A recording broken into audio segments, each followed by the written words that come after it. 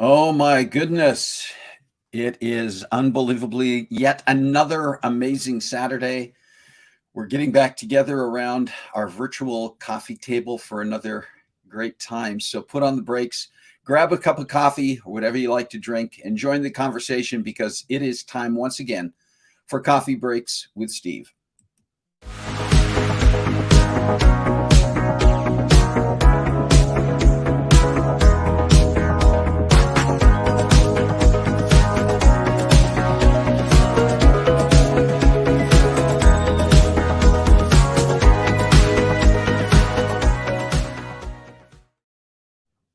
And here we are on another Saturday. Welcome to Coffee Breaks with Steve on this Saturday, February 11th, 2023. If you're tuning in live, do what some people are already doing here and say hello in the chat, and make sure when we get through into our topics today that you are joining the conversation.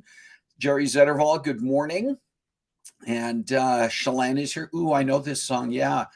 And Jason Jage Zetterval is here. Carissa is here. That is a Burt Bacharach song. And yes, that was a little in honor of Burt Bacharach, who passed away this past week at the age of 94. So many songs, so many memories tied to the songs. Just really my era, because I'm old. Burt Bacharach songs were everywhere. Dionne Warwick was singing them. Tom Jones was singing them. The Carpenters. I mean, there were just so many artists and so many songs. I still encounter songs that I go, oh yeah, that was a Burt Bacharach too. And Arthur's theme was the one that you just heard playing, and that was a Burt Bacharach song. So, in honor of one of the greatest pop music and just music writers, composers of all time, Burt Bacharach. Well, let's see what's going on this week. Kathy Garlick, hello. Rick Venturi, good morning. Yeah, I'm sounding a little bit hoarse. I'll explain a couple of things here. I think I mentioned last week that we'd see how I was doing this week because I had a little surgical procedure scheduled for this past week. So Thursday I went in to have what was supposed to be a laparoscopic surgery, up to a certain point.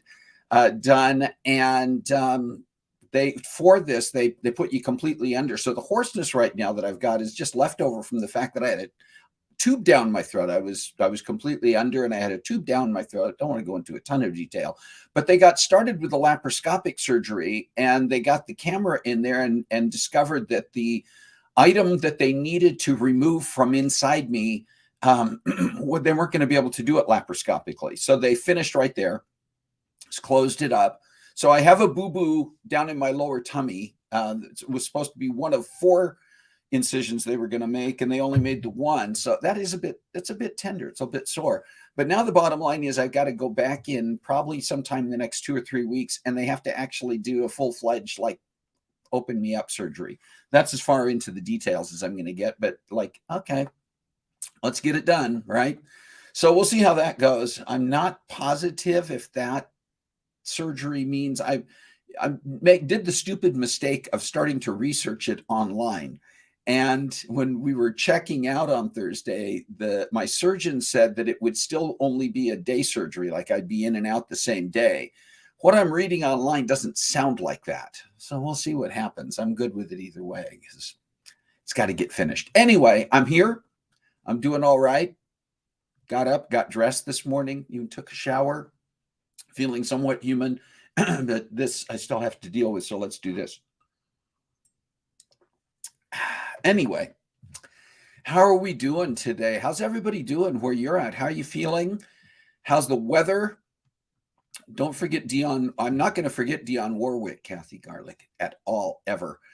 Drink to Bacharach. That's right. February. Thank you, Kathy. Yeah, I'm working on trying to say that. Last week, Jonathan Siegel gave me some hints. So just remember that word brew in the middle, right? February.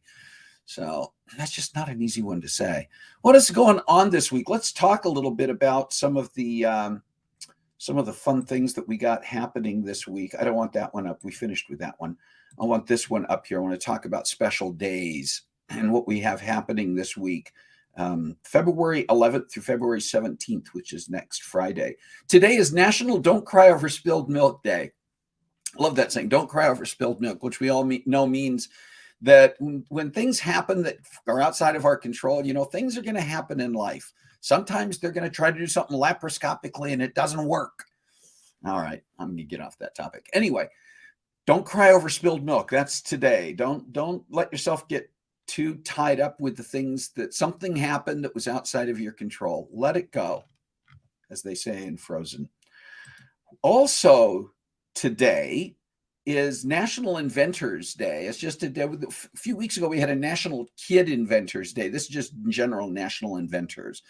You know, the people who invent the things that we use every day. And so much of the stuff, so much of the technology and the inventions have come in the last 100 years or so. You think about, at the beginning of the 20th century, how many things sort of came into being. We had the automobile and airplane, and started to get electricity in homes and telephones and all those things that we just take for granted now. And this is National Inventors Day. So, we can also raise our cup of whatever to all the people who've invented all of the conveniences that we get to enjoy, right?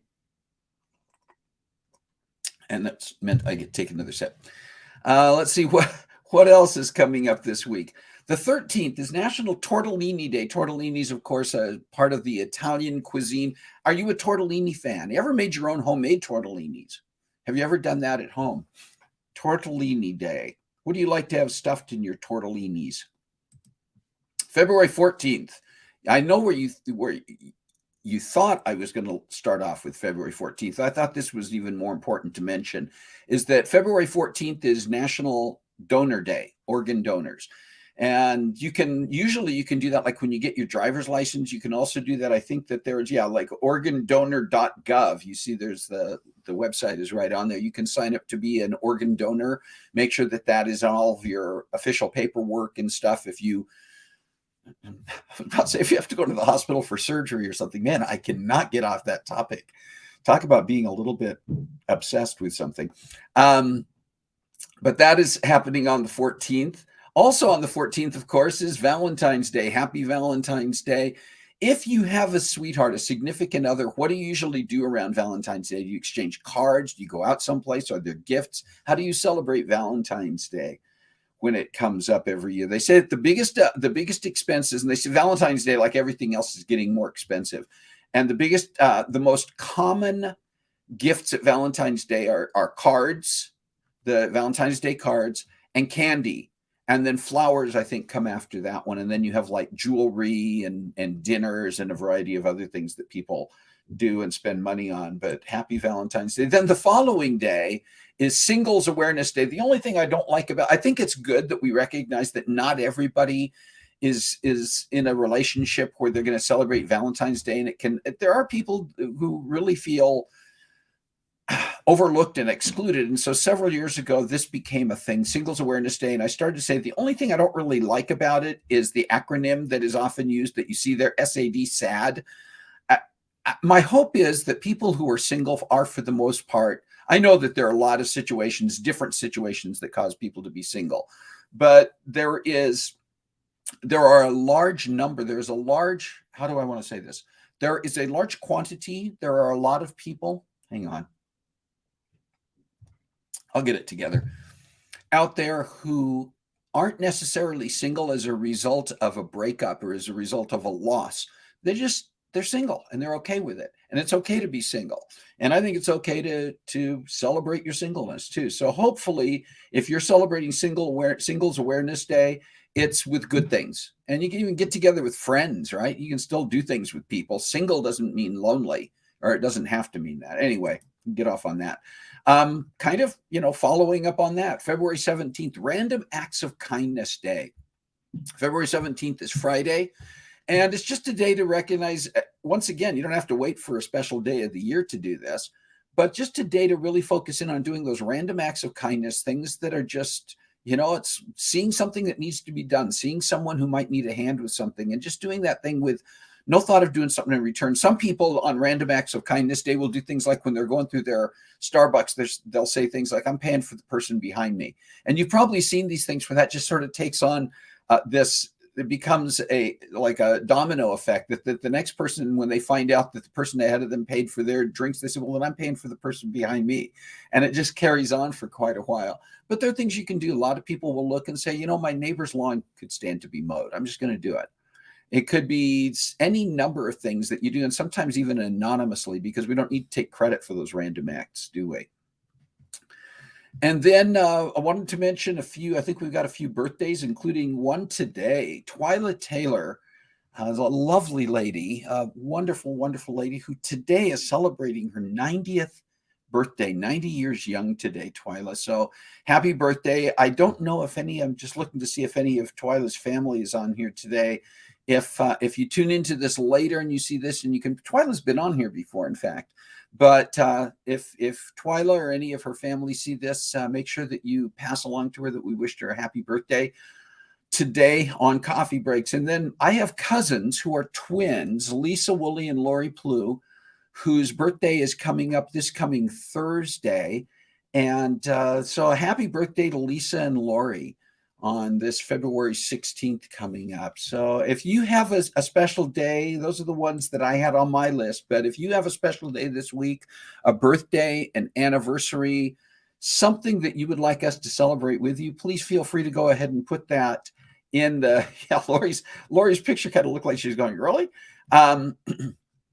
But if you have a special day, make sure you put it in the chat so that we can celebrate with you. Rick, I saw up there that you said, I thought that was every day. I think you're referring to the Random Acts of Kindness Day. I do too. I think every day should be Random Acts of Kindness Day. I don't think that we necessarily, I think sometimes the special days remind us that we should be doing certain things every day. And that for me includes when we have those special days that recognize eating chocolate. I think it's just a reminder that, oh yeah, we should be eating chocolate every day, right? Drinking coffee every day. All right. I think that's all I really needed to say about that at the moment, right? Anything else going on? I'm just looking at the chat here. And by the way, if you do tune in later, I mentioned tuning in later to wish a happy birthday, but if you're watching this live, do participate in the conversation. But if you tune in later and you're watching this recorded, you can also continue to participate in the chat. Leave your comments as you're watching, particularly if you go back and watch this recorded on Facebook. I know that we're also on other platforms, but this is the easiest place to make sure that you are participating in the chat and are part of the conversation. All right, listen, I want to introduce our topic. I want to introduce my guest today. And I'll tell you, this is someone who I have known for several years, and very much a real mentor to me and a colleague, and also a dear, dear friend. So let me tell you a little bit about my guest today. She's an author, a professional speaker, an advisor, trusted advisor. It's part of her description, her professional description, and we'll talk about that a little bit. An executive coach, nonprofit fundraising expert. Her versatility in numerous fields has prepared her to take an entrepreneurial approach to business and nonprofit management. She served as an executive director, board member, major gifts officer, and founder for numerous nonprofit organizations.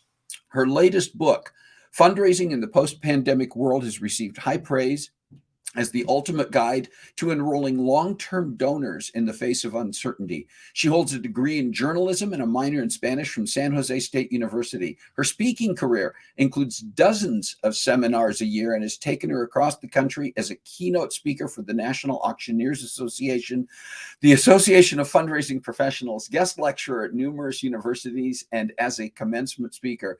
She is a trained auctioneer and holds the prestigious Benefit Auctioneer Specialist designation. She is a trusted advisor and mentor to entrepreneurs, business owners, benefit auctioneers, and development professionals. Join me, please, in welcoming to Coffee Breaks with Steve, my dear friend and professional colleague, Dee Kiesow. There she is. Hey, Dee. Good morning. Cheers. It's good to have you here. You know, you have been a viewer of this show on numerous occasions. And it's just nice to finally get you on here to actually give you an opportunity to share some of your experiences and expertise. And you know, we're going to talk a little bit about this in the context of the nonprofit world, because that's where you and I have shared so much experience. But all of this really overlaps to life. I mean, we're talking today about knowledge and sharing knowledge and how we communicate the things that we know in an effective way. And I mean, just to start with, just thinking about the fact that there is literally nobody in the world that doesn't have something to share.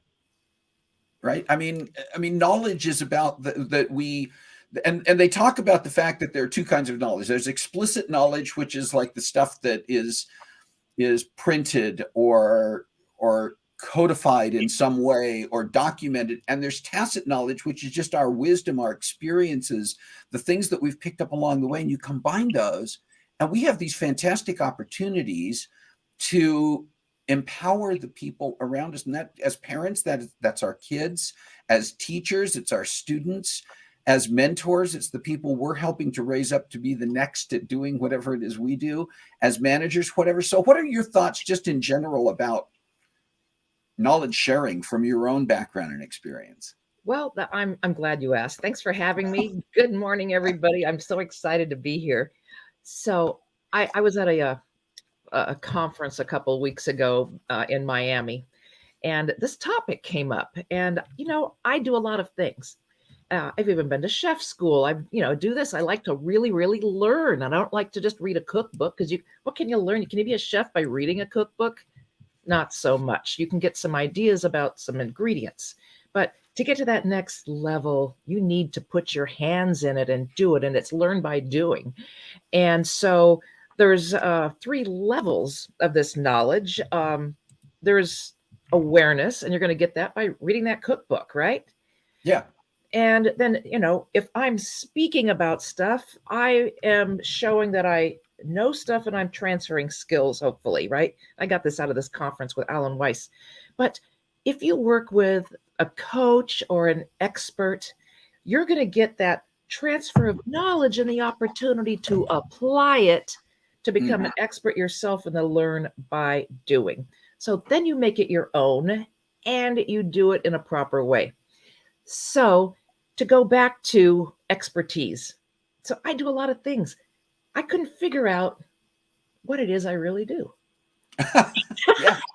Like, how do you put a label on it, right? But Right. my favorite thing to do is to invite community, work with grassroots to greatness to bring people together for joyful outcomes. And I don't mind asking for some money along the way, using the skills of going to auction school and doing several galas. So, my expertise, I was told, because I had my peers tell me, who am I? What do I do? And so I changed my LinkedIn and it says, I help you raise more money faster than you've ever seen before. And yeah, that's what I do. So my expertise is that. Yeah. Now, I have expertise in other things. And here is what I want to put out there right now. Is people are like, well, what could I be an expert in? If anybody's ever asked you, how do I do this? Maybe you're perceived as an expert in that. And we get our expertise by life experiences in adventures that you've had, vacations, Hmm. your education, your friends, your relatives, your parents, the skills that you develop, uh, mentors, and serendipitous experiences. So it Yeah. takes years to build a vast array of knowledge and the confidence to elevate others at the right time in a Yeah. joyful way with the knowledge, not being a know-it-all. And you just said something key there, not being a know-it-all, because I was kind of looking at that this last week too, and kind of what's the difference between a know-it-all, and we all have heard that little cliche phrase, and we've applied it to people. Maybe it's been applied to us at times about certain things, but there's a difference between being a know-it-all, which is really about, if I'm a know-it-all, I may be telling people things, but it's really about me. I'm trying to bring it back to me. It's an ego thing. And Mhm. if I'm a knowledge sharer, it's saying I am willing to release something that's a part of me for someone else. I want them to grow as a result. I've been in situations, and you may have too, Dee Dee, where there are people, lots of times this happens in a work situation where somebody is insecure, that if they share what they know and what they do, that all of a sudden they're dispensable. And they're afraid to share that knowledge because they think that somehow now they're giving away their ownership or their territory or their security. Mhm. And, I just maybe talk about that for a minute, because I think that happens, and that can happen beyond work situations. I think even sometimes as parents, I've been aware of families in which a parent doesn't want to share too much knowledge with the child because they want the child to continue to be dependent upon them for everything. You- And it can happen in so many situations. How do we work past that?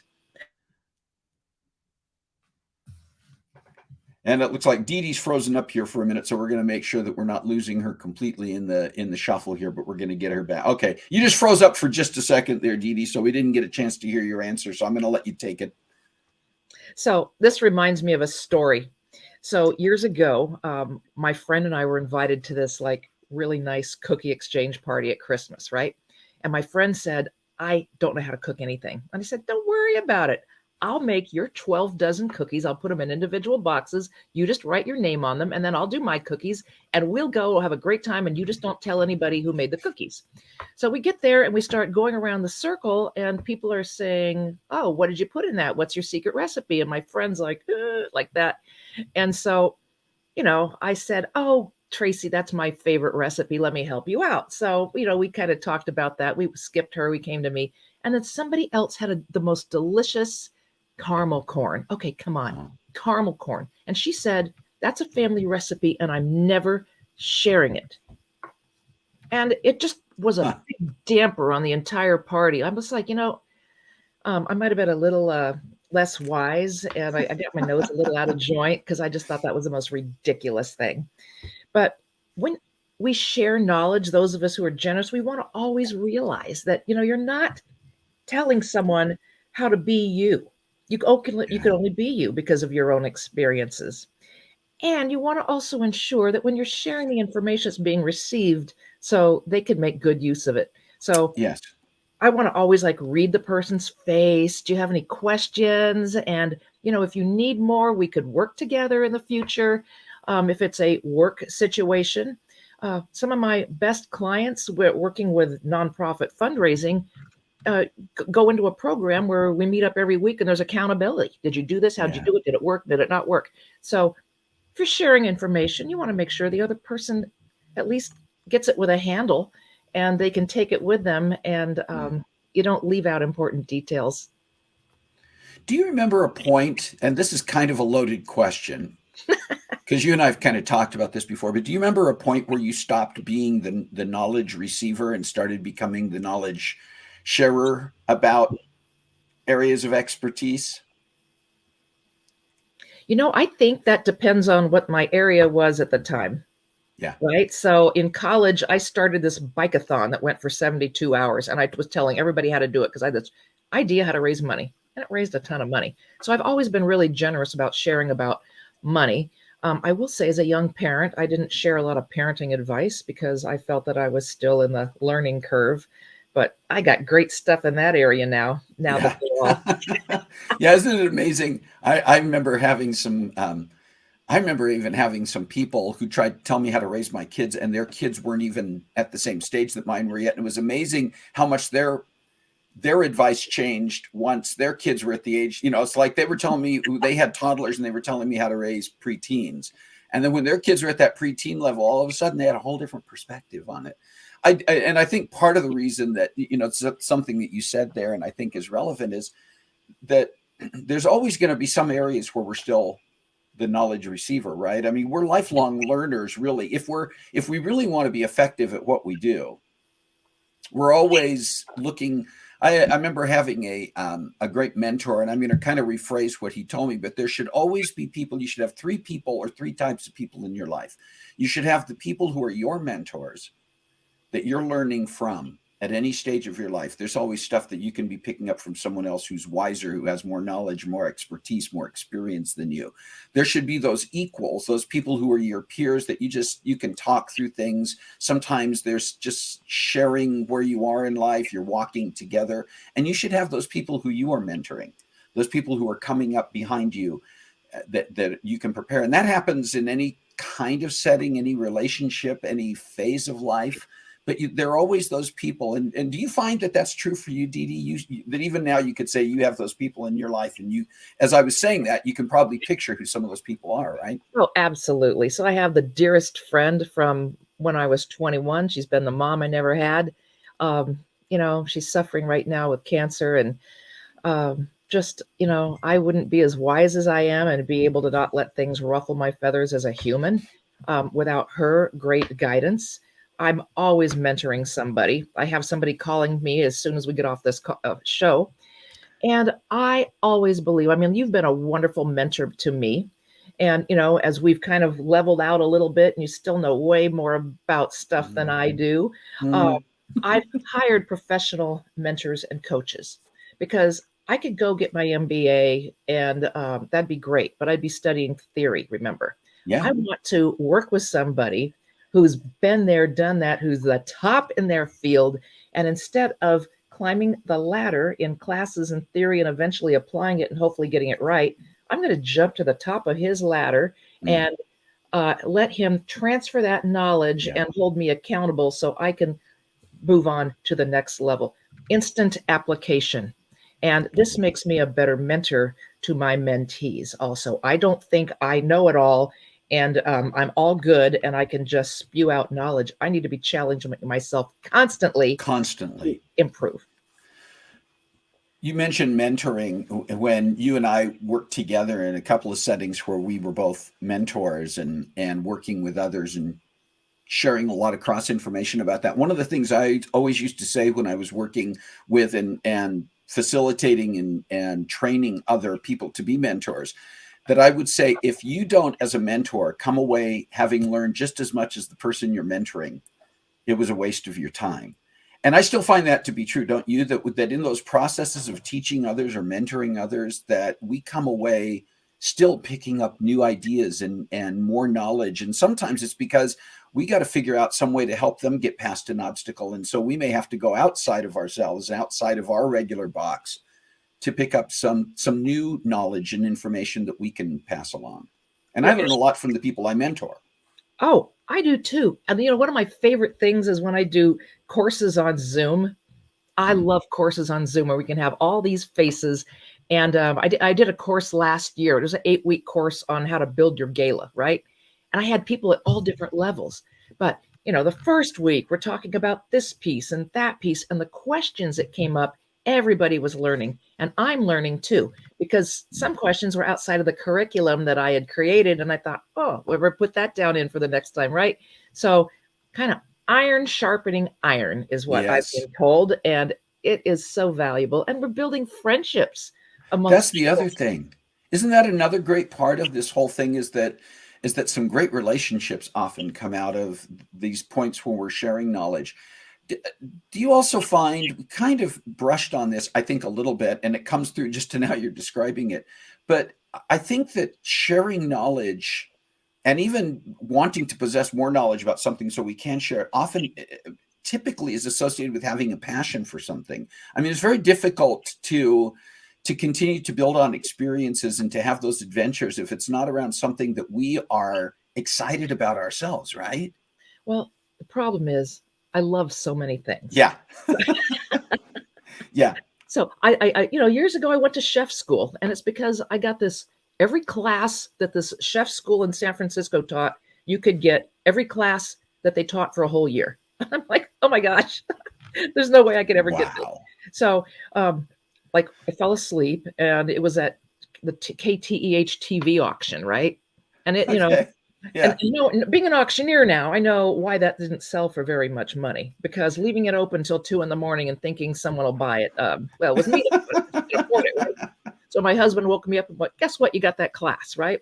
But then I went, and Steve, I drove from San Jose to San Francisco 2, 3 times a week because Wow. the gift card said every class we offer. Yeah. And I missed maybe one. And I remember they came to me and they said, when we donated this, we didn't think somebody would come to every class. But that was a passion at the time. I Yeah. loved it. I wound up doing a little bit of catering on the side for fun, realized that wasn't my passion after all. I just like the white jacket. But, just 2 weeks ago, I had a wonderful wine paired dinner. I made a 6-course meal for somebody as an appreciation and building a relationship with this person who's a big donor now in my nonprofit organization. Wow. That's excellent. I gosh, there's so many things to talk about here. You have a background. You mentioned your degree in journalism. You also have a background in broadcast journalism and communications. How much has that, do you think, complemented and impacted some of the things that you have done since, as you've gotten into the nonprofit work and, auctioneering, events, just generally communicating with people? Because that's one of the things you hear, this old saying, Dee Dee, that, and I remember actually having this one thrown at me a few times: those who cannot do teach. Which I think is this is an old cliche saying, those who can't do teach. And it's like, really? No, that has not been my experience. I think not everybody who is knowledgeable is a good teacher. We have to learn certain skills to be able to communicate the things that we know effectively. But how much of your background in communication do you think was a driver for some of the methodologies that you have developed and the ways in which you utilize the knowledge that you have to share with others? Well, that's a fantastic question, and I'm going to answer it 3 different ways. Cool. So, number one, I'm the first in my family to even finish 8th grade, right? Kind of grew up in foster care. So I was kind of like self-taught, and thank goodness for teachers that said, you'd be great at journalism. You're a great writer. You're a communicator. You're funny. So I majored in journalism because I thought that would be just really a good thing. And I had mentor teachers all along the way that made sure I didn't quit. And part of that, the teachers, was about telling the truth, listening to others, and make sure you report it in a truth and accurate way. You reflect on other people in the best way possible. And so always keeping that in mind when I'm communicating. Also, when I went to auction school, and this is true, a lot of people who do news think that they can show up and do your charity gala, right? Right. Well, I went to auction school, and let me tell you, I have never, in all the training I've ever done, had anything more stressful and challenging than auction school. Because here I come bebopping in a little dress and a jacket and high heels, and everybody there's a cowboy with a big hat. They've been going to auctions their whole life, and it was a completely different experience. I did not know how to talk like that, and I did not know the psychological strategies and the profiles and the things that you need to have in your mind all the time. And the final day, you get handed 3 things you've never seen before. You sell them to the people in the town who have arrived because they love to come to the graduation auction with the new auctioneers. Now, no TV news prepared me for any of that. So I'm so happy to have that. But here's something that's really hilarious. Last week, a local high school who has their own journalism department called me, and they said, our kids need help. And you're our auctioneer, and I know you do broadcasting, and you love to talk on camera, and that you're really good. And could you, how much would you charge just to come and do one class? I'm like, oh my gosh, I get to do a class? That'll be fun. So we went in, and for an hour, I worked with these young kids in high school, and they are so good. So you see, I had that exact talk with them. And I said, this is a journalism class. You're the TV news.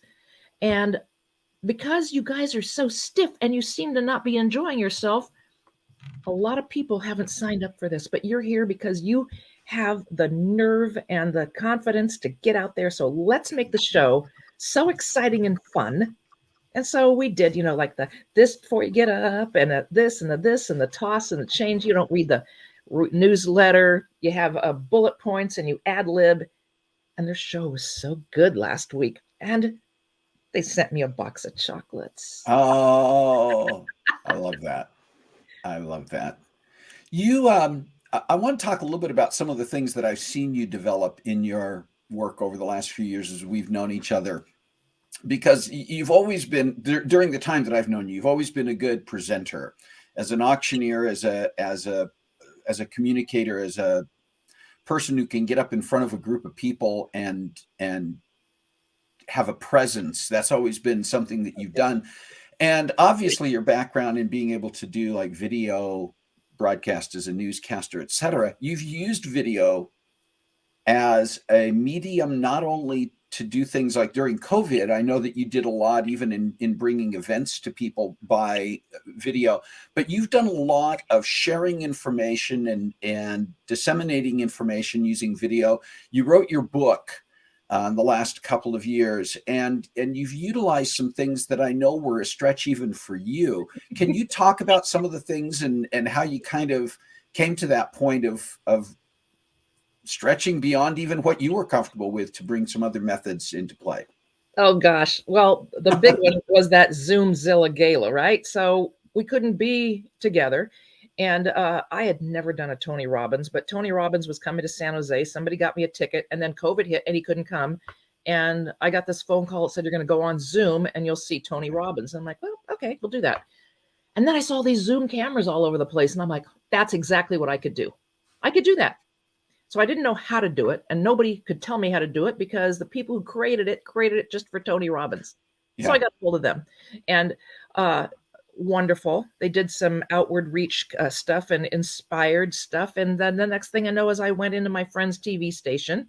I told her, let's meet, let's talk about this. And she was bummed because she couldn't open up her broadcast studio. Then I called my buddy, Luis, who's a wonderful videographer, and we sat down and I drew a picture. This is what I want. I want to be able to stand here. I want 3 cameras, and I want multiple screens. I need to see everybody so we can bring all of these people in for a live gala without delays and without them using their phone and with them using like a bid card. So I could say, "Oh, you there in the blue shirt, I see your number 319 will be in at $500." And then somebody over here in the red shirt, there's 312 at $1,000, right? So I was doing a live auction gala fundraiser. Wow. With 3 screens, 25 to 30 people a screen, and we raised hundreds of thousands of dollars. And it was a little whiplash, I'll tell you, because at that point, you'll remember Zoom, if you had people were not stable. So they could disappear and go over here and sometimes appear twice. And I'm trying to remember what number was it with that last call number? Then I'm looking for somebody else, right? So that was a little kooky. I love the adrenaline and I love the opportunity. It was like TV news, right? Yeah. I'm like, Doing Steve, it on the fly. Yeah. Steve, what could you tell us why we should all give? So fun. So what I hear you saying, and I mean, I know we're gonna run short on time. This should have been an hour and a half show.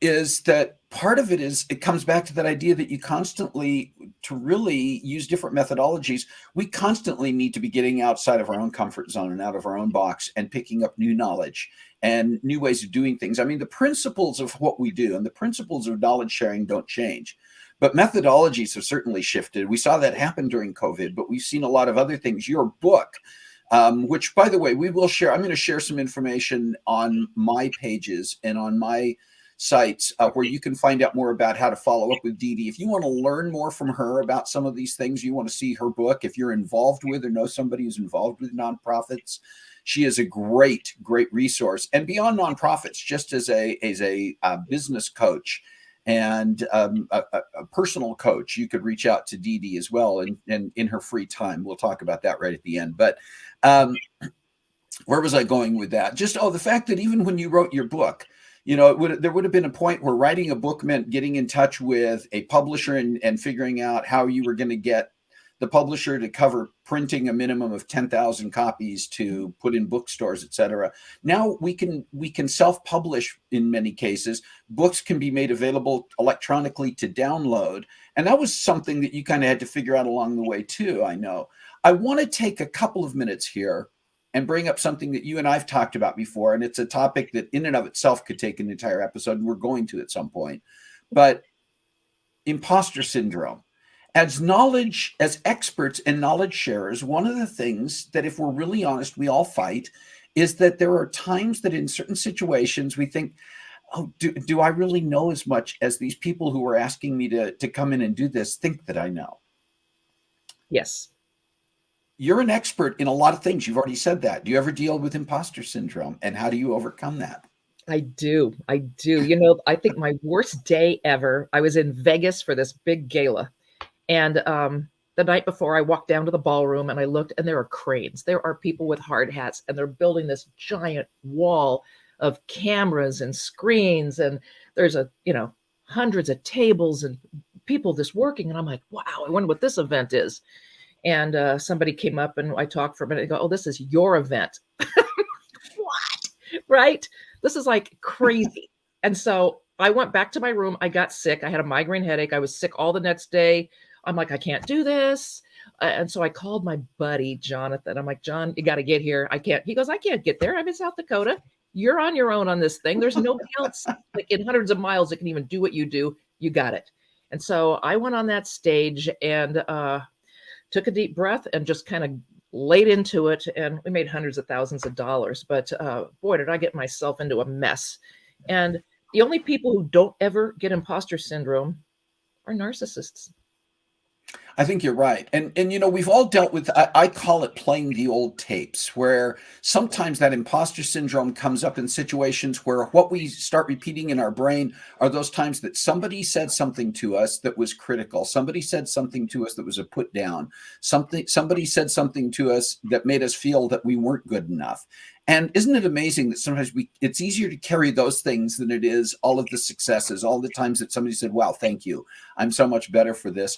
Dee Dee, we're going to run short on time, but I want to ask you one more thing. And that is, what do you look for in a knowledge sharer? If you're looking to gain knowledge and you're encountering people, I mean, obviously you're going to look for somebody who knows something you don't know, but what are some of the qualities you look for in someone that you would want to have as a mentor or have as a teacher for yourself? Thank you. Well, I look for somebody that I would aspire to be.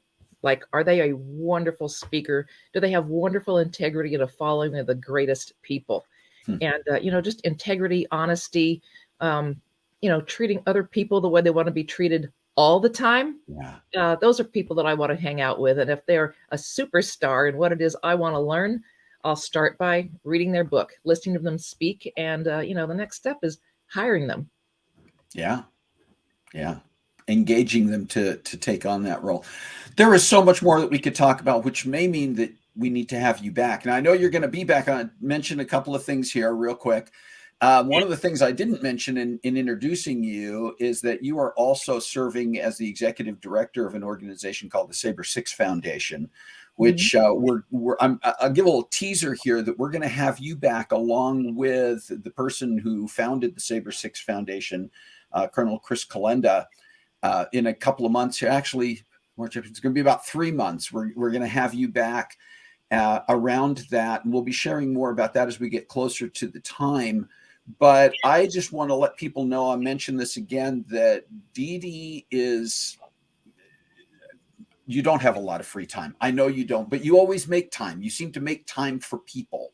And that's one of the things that I've always appreciated about you. And so we're going to put out more information out there about how you can follow up with Dee Dee and ask her more questions and find her book and a lot of other things. But any final thoughts or anything you want to share before we let you get on with your weekend? Well, let's just send everybody off with some joyful advice, and that is share kindly and lovingly, share freely. People aren't coming to steal you. There's only one you. And, spread that joy. Let other people elevate them with something that you've learned, and don't let them fall into a hole if you can help it, right? Yeah. And if they are in a hole, reach down there and help them out. That's right. Help them get out. Dee Dee Kiesow, I appreciate you, my friend. We'll be talking again really soon. You take care and have a great weekend. You too. Thanks for all you do. Oh, thank you. I can never get enough. Dee Dee and I talk on a fairly regular basis, not as often as we probably should, but in every conversation, I tell you, it is typical that when we have a conversation that we talk about the fact that we always come away, each of us, feeling better informed, better inspired, and she's just one of those people in my life who does inspire me, who does lift me up. So thanks, Dee Dee, for being here. I want to share just very quickly some things that are coming up in the next few weeks so that you know what's going to be happening on Coffee Breaks. Next week, we have a lady by the name of Izzy Stein, who is a musical artist. She performs regularly in multiple venues in New York and actually, I think also in Los Angeles now. But just an amazing, a young singer who sings a lot of jazz and classic pieces and pop and blues, and just a fantastic voice, but also a very, very interesting individual. I think you'll enjoy meeting Izzy when she is on next week. And then in a couple of weeks, Moni Knopp is going to be on the show. Moni is another person that I got to know in California, and his story is absolutely amazing. Born in the killing fields of Cambodia, immigrating to the United States as a child, going through just a lot in that being a refugee and growing up, getting to a place where he actually served as a police officer and has continued to serve his community in amazing ways. And we're just going to talk about how we give back with Moni, because that is an area you talk about somebody who's an expert and knowledge holder. That's Moni. And then we're going to wrap up the month of February with another return guest. If you were here, I think it's been now a couple of years. It was during the early part of COVID that we had Katie Truesdale on here. She's the owner of a travel company called Magical Mystery Tours. They put together surprise vacation and tour packages for people. We're going to talk a little bit about that, but I also want to talk to Katie about just how things look as travel is coming back after COVID. What has changed permanently? What's still in flux? And what is she seeing happening in the world of travel as she is continuing to not only provide those surprise vacations for people, but just in general, helping people put together tours and tour packages. If there are topics that you're interested in, guests that you would like to see on Coffee Breaks with Steve, you can send me an email at cbwsteve. That's for Coffee Breaks with Steve, if you're trying to remember those initials, cbwsteve@comcast.net, and share those ideas. It's particularly helpful if there's somebody you think would be an interesting guest who you know and you can make an introduction to. That's very helpful as well. So please consider doing that. Just a reminder as well that we are available on multiple podcast sites after the fact, and you can continue to see recorded versions of the show on Facebook and on YouTube, but we're also available on the podcast sites on Spotify, Apple Podcast, and Google Podcast. See, even at the end of the show, man, it's still Apple Podcast and Google Podcast. Within a day or two of the show, those recorded versions are available, so you can continue to go out there and find those. Listen, we talked about it today, and it's something that's always on my mind and my heart, but we all have knowledge. We all have things that we can be doing that make a difference. And we need to be empowered to do that. If it's sharing knowledge, if it's reaching out a hand, if it's random acts of kindness, not just one day a year, but every day, just do me a favor, do yourself a favor, and do something special for the people around you. Find a way to make a difference in your world this week. God bless you. Have a great week. We'll see you next time.